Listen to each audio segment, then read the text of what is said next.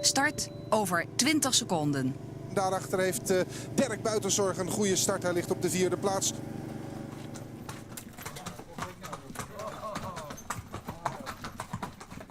Kom joh!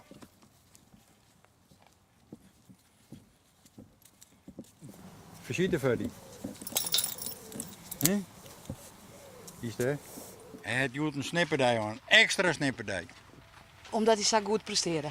Ja, hij had de laatste weken had al wat arbeid verricht moeten. En nou, hij verzint het wel om een beetje vakantie te hebben. Maar Dirk Buitenzorg aan de buitenzijde. Hij gaat nu serieus ernst van de zaak maken en neemt de leiding over.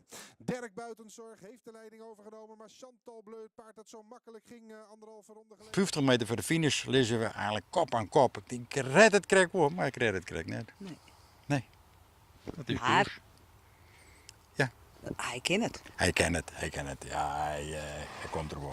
Ja, wat zei je? Ja, moest er nou wel nadenken, hè?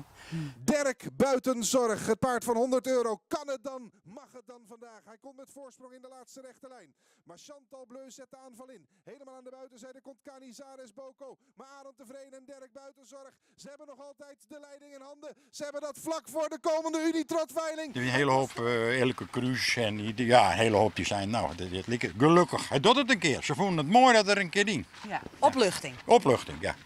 En ik opluchting bij Arend Tevreden? Tuurlijk.